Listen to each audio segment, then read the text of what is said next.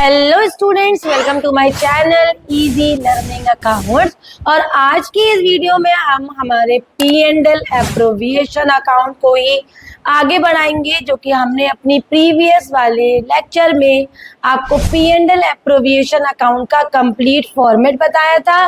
किधर हम क्या प्लेस करते हैं, हमारे क्रेडिट साइड नेट प्रॉफिट आता है, credit side interest on drawings लिखा था, और हमने डेबिट में interest on capital, salary, commission और जो पार्टनर्स में डिस्ट्रीब्यूट नहीं करना वो रिजर्व भी मेंशन किया था। क्रेडिट बैलेंस ज्यादा हो और डेबिट की साइड का टोटल बैलेंस कम हो तो बैलेंसिंग हमने डिविजिबल प्रॉफिट से की थी, और अगर ऑपोजिट हो जाए तो डिविजिबल लॉस से। लेकिन हमने उस वीडियो में केवल जनरल एंट्री के अलावा उसके इंडिविजुअल कॉन्सेप्ट डिस्कस नहीं करे थे, जो हम आज के वीडियो में करेंगे। उसमें आने वाला interest on capital, salary, commission, interest on drawings, reserve, वो सारी चीज़ों का डिस्कशन करेंगे। और जब आज डिस्कशन हो जाएगा तो कल के वीडियो में हम उससे बेस्ड अलग अलग तरीके के न्यूमेरिकल्स भी करेंगे। वीडियो को लास्ट तक ज़रूर देखना, क्योंकि उसमें मैं कुछ इंपॉर्टेंट टिप बताऊंगी जो आपको याद रखने हैं, ताकि ये कोई भी कैलकुलेशन आपसे कभी भी गलत ना हो। तो स्टार्ट करते हैं हमारे वीडियो से, जिसमें आज हम डिस्कस करेंगे इंटरेस्ट ऑन कैपिटल को, सैलरी को, इंटरेस्ट ऑन ड्राइंग्स को और कमीशन। डिटेल में इसको स्टडी करेंगे। तो सबसे पहले चलते हैं हम इंटरेस्ट ऑन कैपिटल की तरफ। तो इंटरेस्ट ऑन कैपिटल हम सब जानते हैं बेटा, ये वो इंटरेस्ट होता है जो पार्टनर जब फर्म में कैपिटल लगाता है तो बदले में जो उसे इंटरेस्ट मिलती है उसे इंटरेस्ट ऑन कैपिटल कहते हैं। जैसे फॉर एग्जांपल ए पार्टनर है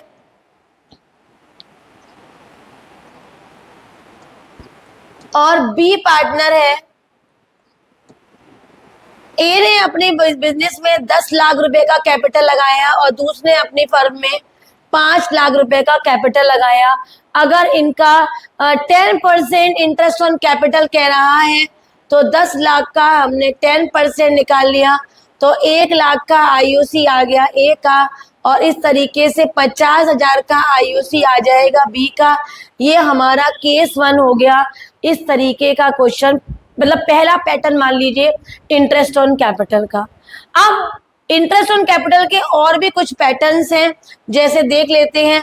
फॉर एग्जांपल मान लो क्वेश्चन कह रहा है कि 1 अप्रैल को ए ने कैपिटल लगाया 10 लाख का और बी ने कैपिटल लगाया 1 अप्रैल को 5 लाख रुपए का। 1 अक्टूबर में 2 लाख रुपए का ए ने और कैपिटल लगा दिया और बी ने 1 लाख रुपए फर्म से कैपिटल से विड्रॉ कर लिया, और इनके बीच में 10% का इंटरेस्ट ऑन कैपिटल है। अब कैसे कैलकुलेट करेंगे?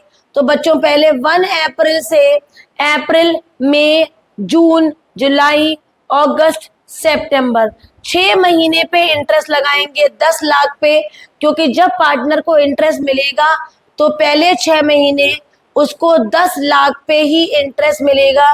तो 6/12 करेंगे, ये हमारी कैलकुलेशन हो गई, और ये हमारा 6 महीने का इंटरेस्ट आ गया। लेकिन उसके बाद 1 अक्टूबर में उसने और एडिशनल कैपिटल लगा दिया 2 लाख, तो फिर अगले 6 महीने के लिए फर्म में हो गए 12 लाख। बाकी की बैलेंस हम 12 लाख से कैलकुलेट करेंगे, और अब हमारे पास वैल्यू हो जाएगी 60,000। तो टोटल कैपिटल हो जाएगा हमारा 1,10,000, जो कि हमने 6 महीने का अलग निकाला और 6 महीने का अलग। अगर हम बी की बात करें बच्चों, तो बी ने क्या किया? बी ने 5 लाख का कैपिटल अप्रैल 1 में लगाया, तो 5 लाख का 10% और 6 महीना, यहाँ पर 2 से करा 5 हो गया, 2 0 हटाए तो ये हमारे पास हो गया 25,000। लेकिन अगले 6 महीने मतलब 1 अक्टूबर में उसने 1 लाख रुपए अपनी कैपिटल से विड्रॉ कर लिए, निकाल लिए, तो अगले 6 महीने तक अब उसके 4 लाख रह गए। यहाँ पर 10% किया और 6/12, ये हो गया हमारा बैलेंस, और ये हो गया 20,000। दोनों को मिला लेंगे तो 45,000 हमारा इंटरेस्ट ऑन कैपिटल आ गया बी का। तो ये हमारा दूसरा पैटर्न है जहां पर बीच बीच में कुछ कैपिटल में वैल्यू एडिशनल आ जाती है या फिर कुछ कैपिटल में से वैल्यू विड्रॉ कर ली जाती है। तो यहाँ पर इंटरेस्ट ऑन कैपिटल को टाइम के अकॉर्डिंग निकालेंगे। आगे बढ़ते हैं। एक और तरीके का केस होता है, जैसे क्वेश्चन कह रहा है ए और बी दो है पार्टनर्स हैं, कैपिटल लगाया एक ने 10 लाख का और दूसरे ने लगाया कैपिटल 8 लाख का। 1 जनवरी में उनका कैपिटल 12 लाख रह गया, मतलब 1 जनवरी को उनका कैपिटल अब 12 लाख है। तो क्वेश्चन इज सेइंग कि भाई कैलकुलेट करो इंटरेस्ट ऑन कैपिटल। तो यहाँ पर हम दिमाग लगाएंगे और ये देखेंगे कि जब ये 1 जनवरी कह रहा है और 1 अप्रैल की पहले से वैल्यू है, तो 1 अप्रैल से अप्रैल, मई, जून, जुलाई, अगस्त, सितंबर, अक्टूबर, नवंबर, दिसंबर, मतलब 9 मंथ पे तो हम यहाँ पर कैलकुलेट करेंगे 9 मंथ पे 10% या जो भी इंटरेस्ट दिया हुआ है। अब 12 लाख रह गया था 1 जनवरी, तो 12 लाख इंटू 3/12 इंटू 10/100 दोनों को ऐड करेंगे और इंटरेस्ट कैलकुलेट करेंगे। यहाँ पर क्या करेंगे, 8 लाख पे हम 10% करेंगे और 9 महीना। सिमिलरली 12 लाख पे 10% करेंगे और 3 मंथ्स, दोनों को ऐड करेंगे और यहाँ पर इंटरेस्ट ऑन कैपिटल हमारी आ जाएगी। तो ये भूलेंगे नहीं बेटा। और भी कुछ केसेस हैं, जैसे केस नंबर 4। केस नंबर 4 में क्वेश्चन कह रहा है कि फर्म के पास नेट लॉस है और इंटरेस्ट ऑन कैपिटल का रेट दिया हुआ है। तो ऐसे केस में whenever the firm is having the net loss, कोई भी सैलरी, कोई भी इंटरेस्ट ऑन कैपिटल, कोई भी कमीशन पार्टनर को नहीं देते, क्योंकि लॉस से क्या दिया जाएगा, डिस्ट्रीब्यूशन तो प्रॉफिट का हो रहा है ना, तो प्रॉफिट से एप्रोविएट किया जाएगा। तो whenever there is net loss, no interest on capital will be given to the partner. Next case कर लेते हैं, केस नंबर 5। केस नंबर 5 मतलब कुछ इस तरह से है कि मान लो क्वेश्चन कह रहा है कि हमारे पास नेट प्रॉफिट है 7800 का और पार्टनर्स को हमें पेमेंट करना है, कोई भी पेमेंट बोल लेते हैं कि मान लो पेमेंट करना है एक पार्टनर को हमें 7200 और दूसरे पार्टनर को हमें देना है 4500। तो देने वाला इंटरेस्ट ऑन कैपिटल ज्यादा आ रहा है बच्चों और हम पे नेट प्रॉफिट की वैल्यू कम है। तो ऐसे क्वेश्चन में इंटरेस्ट ऑन कैपिटल को क्लेम के अकॉर्डिंग देंगे। यहाँ पर इसका क्लेम रेशो निकाल लेंगे जो कि आएगा 8/5। तो 8/13 और 5/13 से इसको पे करेंगे। तो यहाँ पर इंटरेस्ट ऑन कैपिटल का ए का हो जाएगा 4800, बी का 3000 और यहाँ पर 7800 से दोनों पार्टनर को हम पे करेंगे इन द क्लेम रेशो। अब यहाँ पर बच्चे सोच रहे होंगे कि क्या क्लेम रेशो से ही हर बार देना है?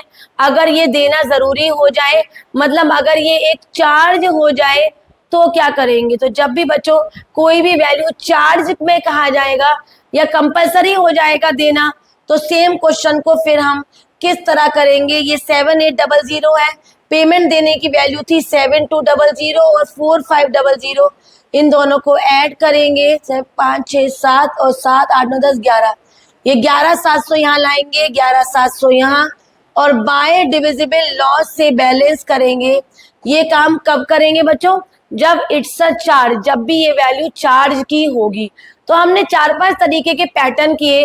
एक आखिरी पैटर्न देखो इंटरेस्ट ऑन कैपिटल का, और वो कुछ इस तरह से है कि बच्चे सभी जानते हैं कि हमारा जो कैपिटल पे इंटरेस्ट है वो हमेशा हम ओपनिंग कैपिटल पे निकालते हैं। तो अगर क्वेश्चन में हमें क्लोजिंग कैपिटल दिया है, हमें कैसे मालूम पड़ेगा क्लोजिंग कैपिटल है? 31 मार्च का कैपिटल दिया होगा या फिर क्लोजिंग कैपिटल करके नाम होगा।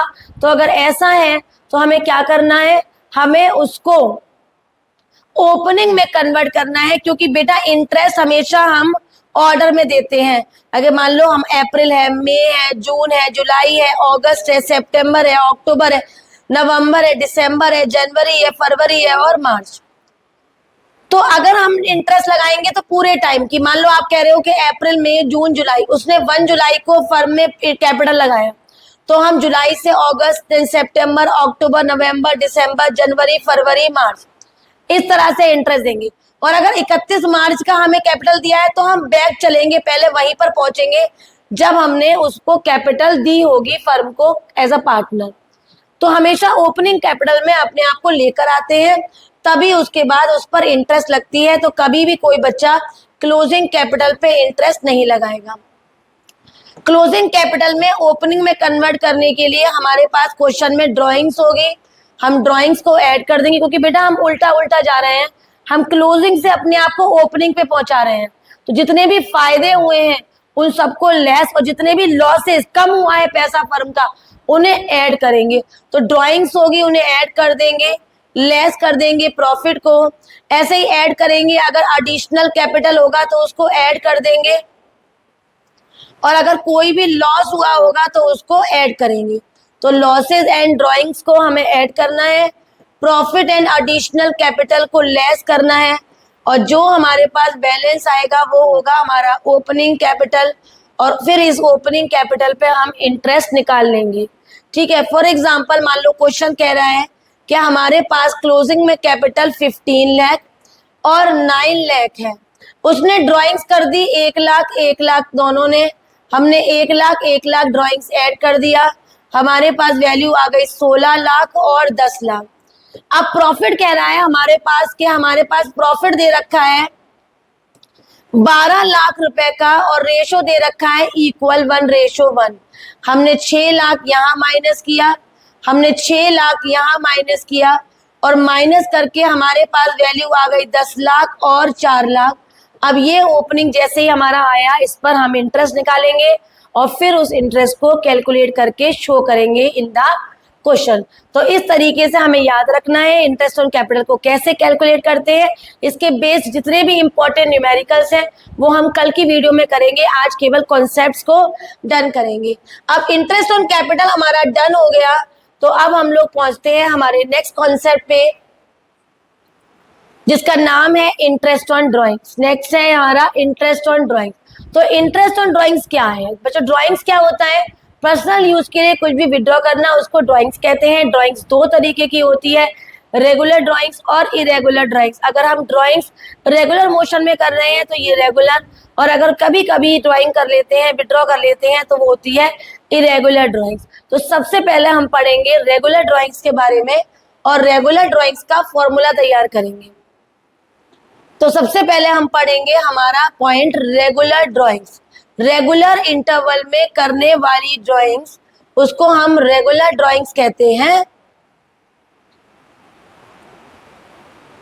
रेगुलर ड्राइंग्स को कैलकुलेट करने का जो फॉर्मूला होता है वो होता है total drawings into rate upon 100 into average period upon 12। अब ये एवरेज पीरियड क्या है? तो एवरेज पीरियड निकालने का तरीका होता है total time left after first drawing, अभी मैं आपको बताऊंगी ये क्या बोल रहे हैं, plus total time left after last drawing upon 2। ठीक है, ये फॉर्मूला याद रखना। और अब हम एवरेज पीरियड पे फोकस करेंगे। एवरेज पीरियड दो तरीके का, मतलब 3 तरीके का होता है। अगर पर मंथ विड्रॉ की जाए, interest on drawing per month calculate की जा रही है, या फिर पर क्वार्टर कैलकुलेट की जा रही है, क्वेश्चन बताएगा, या फिर पर 6 मंथ कैलकुलेट की जा रही है, क्वेश्चन आपको जरूर बताएगा कि पर मंथ है, पर क्वार्टर है, या पर 6 मंथ। अब पर मंथ में भी 3 कॉन्सेप्ट है हमारे कोर्स में, एट बिगिनिंग, एट मिडिल और एट एंड। सिमिलरली यहाँ पर भी बिगिनिंग, मिडिल, एंड, मतलब बोलेंगे कैसे, middle of every quarter, beginning of every quarter, and of every quarter.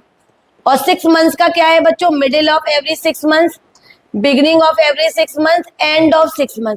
अब 6 मंथ्स में एक नया कॉन्सेप्ट भी आया है, 2 साल हो गए इसको आए हुए। इसमें क्या है, 6 मंथ्स तो है लेकिन ईयर एंड हो रहा है 31 मार्च, 6 मंथ्स तो है लेकिन ईयर एंड हो रहा है 31 मार्च, तो ऐसे में हमारा जो बिगनिंग हो जाएगा वो होगा 9.5 और मिडिल हो जाएगा वो होगा 9 और एंड हो जाएगा 8.5।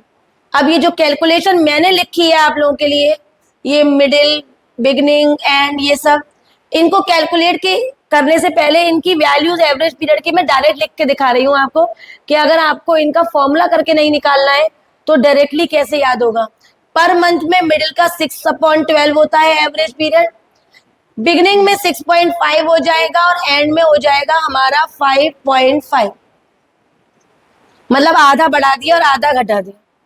क्वार्टरली में मिडिल का हो जाएगा 6, बिगनिंग में 1.5 बढ़ा देंगे क्योंकि क्वार्टर 3 महीने का होता है और इधर 1.5 घटा देंगे तो ये 4.5 का हो जाएगा। अगर 6 मंथ्स की बात करें बच्चों तो 6 मंथ्स में मिडिल का हो जाएगा हमारा 3, आधा बढ़ा दो 3.5 और देन आधा घटा दो 2.5 और यहाँ पर मिडिल का 9, 9.5, 8.5। इसे कैसे कैलकुलेट किया गया था मैं आपको बिगनिंग ऑफ एवरी मंथ का निकाल के दिखाती हूँ। बिगनिंग ऑफ एवरी मंथ, तो फॉर्मूला है इसका time left after first drawing, after first drawing plus time left after last drawing upon 2। ठीक है, अब बिगिनिंग ऑफ एवरी मंथ अगर अप्रैल, मई, जून, जुलाई, अगस्त, सितंबर, अक्टूबर, नवंबर, दिसंबर, जनवरी, फरवरी और मार्च लिख लो। और बिगिनिंग ऑफ एवरी मंथ मतलब आप 1 अप्रैल में विड्रॉ करते हैं तो कितना टाइम लेफ्ट है आफ्टर फर्स्ट ड्रॉइंग, पूरे 12 महीने लेफ्ट है। और आखिरी विड्रॉ आप 1 मार्च को करते हो तो कितना टाइम लेफ्ट है, 1 मंथ।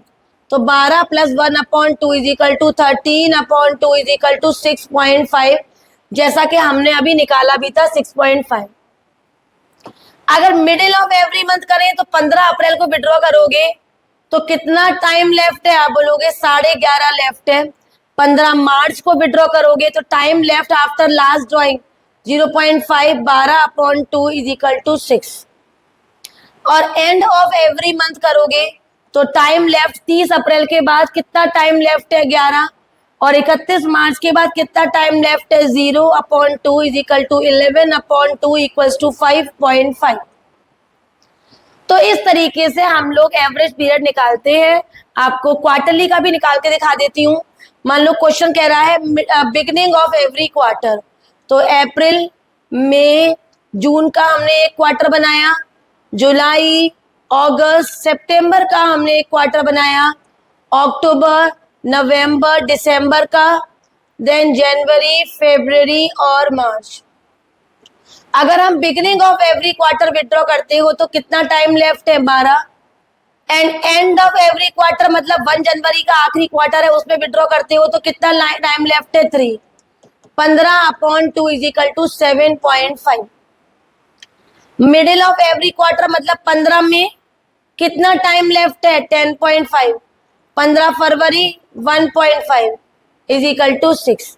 और एंड ऑफ एवरी क्वार्टर मतलब 30th of June, 9 month left है, 31 मार्च 0 मंथ लेफ्ट है, आंसर इज 4.5। ऐसे ही 6 मंथ्स का अगर हम देखेंगे तो अगर हम 6 मंथ्स की वैल्यू लिख दें, कोई भी 6 मंथ्स हो सकते हैं बच्चों को, अप्रैल, मई, जून, जुलाई, अगस्त और सितंबर में, ये वाले 6 मंथ लिख देती हूँ।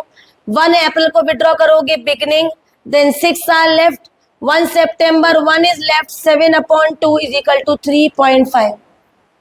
ऐसे ही मिडिल का आ जाएगा 3 और एंड का आ जाएगा 2.5।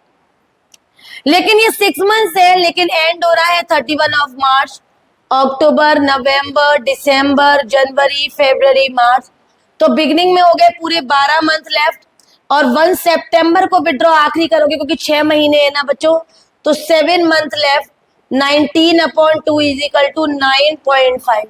इसी तरह से 15 अप्रैल को करोगे तो यहाँ पर टाइम लेफ्ट है 11.5, 15 सितंबर को करोगे तो 6.5/2 ये हो जाएगा हमारा 11, 17 18/2 equals to 9। Similarly end of every 6 months year ending 31 March का आंसर आ जाएगा हमारा 8.5। तो इस तरीके से हम लोग रेगुलर ड्राइंग्स का कैलकुलेशन करते हैं। स्टूडेंट्स एक एक बार सीख लेते हैं, नहीं तो फिर रेट याद कर लेते हैं कि पर मंथ का होगा बिगनिंग का 6.5, मिडिल का होगा 6 और एंड का हो जाएगा 5.5। क्वार्टरली का मिडिल का अगर 6 है तो बिगनिंग का 7.5 और एंड का 4.5। और अगर हमारा 6 मंथ्स है तो इसका बिगनिंग होगा 3.5, मिडिल हो जाएगा 3 और एंड हो जाएगा 2.5। और अगर 6 मंथ्स है लेकिन ईयर एंड 31 मार्च को ही हो रहा है तो यहाँ पर हमारा पहला मिडिल का अगर मैं बताऊं तो वो होगा 9 और बिगनिंग 9.5 और एंड हो जाएगा 8.5। तो इस तरीके से रेगुलर ड्राइंग्स करते हैं।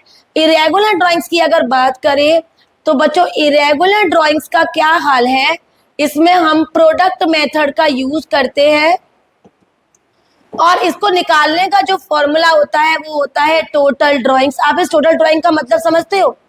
टोटल ड्राइंग का मतलब होता है कि अगर मंथली ड्राइंग है तो 12 से मल्टीप्लाई कर दो, क्वार्टरली ड्राइंग्स है तो 4 से मल्टीप्लाई कर दो, 6 मंथ्स की ड्राइंग है तो 2 से मल्टीप्लाई कर दो, पर एनम है तो सेम लिख दो, इनटू रेट अगर क्वेश्चन में जो दिया होगा और इनटू 1/12। ये प्रोडक्ट मेथड का फॉर्मूला है। इससे भी बेस्ड एक एग्जांपल कर लेते हैं। मान लो एक विड्रॉ होता है 31 जुलाई, एक विड्रॉ होता है 1 नवंबर और एक होता है विड्रॉ 1 मार्च 2022, 2022, 2023। और ये है 10,000, ये है 15,000 और ये है हमारा 1,000। अब हमें क्या करना होता है बच्चों, यहाँ पर टाइम लेफ्ट लिखना होता है, जितना बचा है टाइम। तो जुलाई के बाद कितना टाइम बचा है? अगस्त, सितंबर, अक्टूबर, नवंबर, दिसंबर, जनवरी, फरवरी, मार्च, मतलब 8 महीने बचे हैं। नवंबर के बाद नवंबर, दिसंबर, जनवरी, फरवरी, मार्च, 5 महीने और मार्च के केवल 1 महीना। इनका प्रोडक्ट कर लेते हैं बच्चों। तो ये हो गया हमारा 80,000, ये हो गया 75,000 और ये हो गया 1,000। इन सबको ऐड करेंगे 156,000, यहाँ पर फॉर्मूला लगा देंगे 156,000। मान लो 10% का रेट है 1/12, सिंप्लीफाई करेंगे और जो आंसर आएगा वो होगा इरेगुलर ड्राइंग का इंटरेस्ट ऑन ड्राइंग्स। तो इस तरीके से हमें इंटरेस्ट ऑन ड्राइंग का कॉन्सेप्ट भी तैयार करना है। कॉन्सेप्ट पता होगा तभी न्यूमेरिकल निकाल पाओगे। नेक्स्ट पे चलते हैं और नेक्स्ट कॉन्सेप्ट का हमारा नाम है सैलरी। तो सैलरी कैसे कैलकुलेट करेंगे? सैलरी कैलकुलेट करना बहुत आसान होता है बच्चों। अगर पर मंथ की सैलरी है, अगर पर मंथ की सैलरी है तो 12 से मल्टीप्लाई, पर क्वार्टर है 4 से मल्टीप्लाई, 6 मंथ्स की सैलरी है 2 से मल्टीप्लाई और पर एनम सैलरी है तो वो सेम ही आंसर होगा। तो सैलरी में कभी भी प्रॉब्लम नहीं आएगा। नेक्स्ट और लास्ट कॉन्सेप्ट है हमारा कमीशन। कमीशन की अगर बात करें तो कमीशन हमेशा ऑन नेट प्रॉफिट निकाला जाता है। नेट प्रॉफिट आपको पता ही है कहाँ दिया होता है, net profit on the question में ही हमारे क्रेडिट साइड शो किया जाता है P&L एप्रोविएशन अकाउंट में बाय नेट प्रॉफिट के नाम से। हमेशा नेट प्रॉफिट पे कमीशन निकालते हैं क्योंकि बेटा प्रॉफिट होगा तो कमीशन दिया जाएगा। और ये दो तरीके से निकालते हैं, on net profit before charging commission. ये थोड़ा सा कॉन्सेप्ट आपने मैनेजर कमीशन के नाम से क्लास 11th में भी पढ़ा था। On net profit after charging commission. अगर बिफोर होगा तो क्वेश्चन में जरूरी नहीं होता कि हर बार बिफोर दिया हो, लेकिन आफ्टर हमेशा मेंशन होगा। तो यहाँ पर फॉर्मूला लगेगा net profit into rate upon 100 into, बस इतना ही फॉर्मूला होगा। और अगर आफ्टर है तो net profit into rate upon 100 plus rate हो जाएगा। इससे हम कमीशन निकालेंगे। फॉर एग्जाम्पल क्वेश्चन कह रहा है कि 2 लाख का नेट प्रॉफिट है, 10% का कमीशन है, 2 लाख का 10% करेंगे और 20,000 P&L एप्रोविएशन अकाउंट में डेबिट साइड टू कमीशन के नाम से दिखाएंगे। मान लो क्वेश्चन कह रहा है कि 2,20,000 का नेट प्रॉफिट है, आफ्टर चार्जिंग कमीशन 10%, नाउ 10/110 हो जाएगा। इस तरीके से यहाँ पर हम आंसर निकालेंगे और कैलकुलेट करेंगे। क्लियर है बच्चों? तो इस तरीके से हमारा कमीशन डिस्कस हो गया, हमारा सैलरी डिस्कस हो गया, interest on drawing. Net profit का मैंने आपको कल बता भी दिया था, लेकिन मैं फिर से आपको बताती हूँ। नेट प्रॉफिट में 3 चीजें सबसे पहले डिडक्ट होंगी नेट प्रॉफिट में से। इंटरेस्ट ऑन लोन, क्योंकि वो ऑलरेडी हम इंटरेस्ट एक्सपेंसेस में कैलकुलेट कर चुके थे। रेंट हटा देंगे हम लोग, और मैनेजर कमीशन भी अगर क्वेश्चन में है तो वो भी हटाएंगे। उसके बाद नेट प्रॉफिट आएगा। इन सारी चीजों की तरह कैलकुलेशन करेंगे और P&L एप्रोविएशन अकाउंट बनाएंगे। एंट्रीज हमारी कल ही डिस्कस हो गई थी, और वो एंट्री थी हमारी पहली, वो थी P&L account debit to P&L appropriation account, profit को P&L एप्रोविएशन में लेके आने की एंट्री। उसके बाद interest on drawings account debit to P&L appropriation account, IOD charge करने की एंट्री, और interest P&L appropriation to interest on capital, interest on capital allow करने की एंट्री। उसके बाद नेक्स्ट थी हमारी P&L appropriation to salary to commission, और कोई रिजर्व रखना है तो P&L एप्रोविएशन टू रिजर्व। अब रिजर्व के बारे में समझ लेते हैं कि मान लो क्वेश्चन हमसे कह रहा है कि एक फर्म है, उसका नेट प्रॉफिट दे रखा है हमें कितना, 1 लाख रुपए। क्वेश्चन कह रहा है कि हमारे पास IOC भी है। अज्यूम कर लेते हैं A और B की IOC दे रखी है हमें 5,000 और दूसरे की 2,000, तो 7,000 की हमारी IOC आ गई।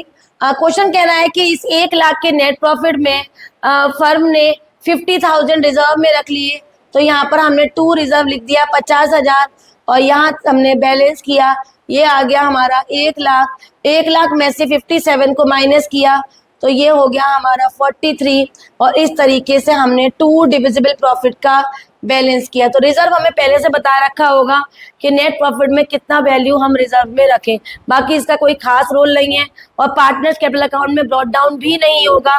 तो आज हमारे पॉइंट डिस्कस हो गए।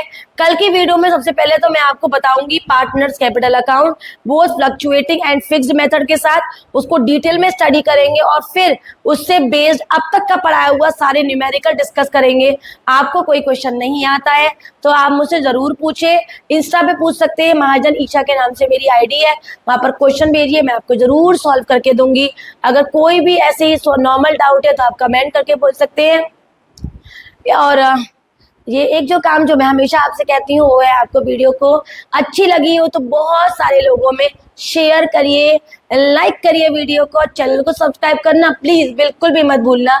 Bye bye.